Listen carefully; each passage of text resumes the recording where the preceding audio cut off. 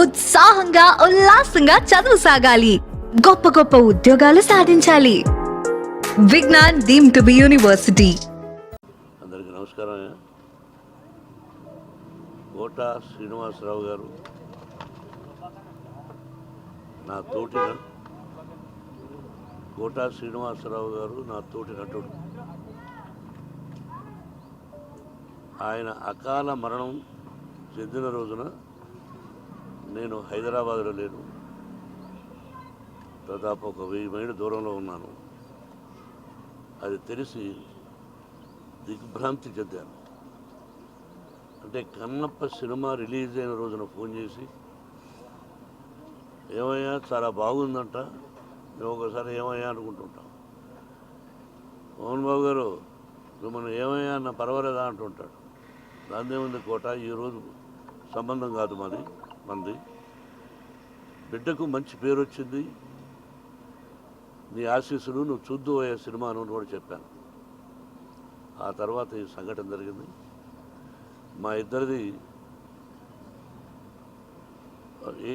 1987 సంవత్సరంలో వీరప్రతాప్ అనే సినిమాని నేను చేశాను, విఠలాచార్య గారి దర్శకత్వంలో. దానిలో మాంత్రికుడి వేషానికి పిలిపించి గెటప్ వేసి ఆ పిక్చర్లో మెయిన్ విలన్గా అవకాశం ఇచ్చాను. నా బ్యానర్లో, బయట బ్యానర్లో కానీ మేము కలిసి చాలా పిక్చర్స్ చేశాం. ఒక గొప్ప నటుడు, ఏ డైలాగునైనా అవలీలగా చెప్పగలడు. అటు విలన్ గాను, కామెడీ గాను, ఒక డిఫరెంట్ టైప్ ఆఫ్ మాడ్యులేషన్లో చెప్పగలిగిన మంచి నటుడు మన కోటా శ్రీనివాసరావు. నా కుటుంబానికి అతి సన్నిహితుడు. అతని మరణం నా కుటుంబానికే కాక సినిమా పరిశ్రమకు కూడా చాలా తీరని లోటు. వారి ఆత్మకు శాంతి, వారి కుటుంబానికి మనశ్శాంతి కలగాలని కోరుకుంటున్నాను. Thank you. ఉత్సాహంగా ఉల్లాసంగా చదువు సాగాలి, గొప్ప గొప్ప ఉద్యోగాలు సాధించాలి. Vignan deemed to be university. అందరికీ నమస్కారం. కోటా శ్రీనివాసరావు గారు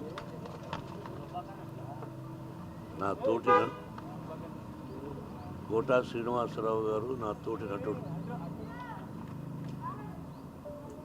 ఆయన అకాల మరణం చెందిన రోజున నేను హైదరాబాద్లో లేను. దాదాపు ఒక 1000 మైళ్ళు దూరంలో ఉన్నాను. అది తెలిసి దిగ్భ్రాంతి చెందాను. అంటే కన్నప్ప సినిమా రిలీజ్ అయిన రోజున ఫోన్ చేసి, ఏమయ్యా చాలా బాగుందంట, మేము ఒకసారి ఏమయ్యా అనుకుంటుంటాం. మోహన్ బాబు గారు మిమ్మల్ని ఏమయ్యా అన్న పర్వాలేదా అంటుంటాడు. దాన్నే ఉంది కోట, ఈరోజు సంబంధం కాదు మంది. బిడ్డకు మంచి పేరు వచ్చింది, నీ ఆశీస్సులు నువ్వు చూద్దు అయ్యే సినిమా అని కూడా చెప్పాను. ఆ తర్వాత ఈ సంఘటన జరిగింది. మా ఇద్దరిది 1987 సంవత్సరంలో వీరప్రతాప్ అనే సినిమాని నేను చేశాను, విఠలాచార్య గారి దర్శకత్వంలో. దానిలో మాంత్రికుడి వేషానికి పిలిపించి గెటప్ వేసి ఆ పిక్చర్లో మెయిన్ విలన్గా అవకాశం ఇచ్చాను. నా బ్యానర్లో, బయట బ్యానర్లో కానీ మేము కలిసి చాలా పిక్చర్స్ చేశాం.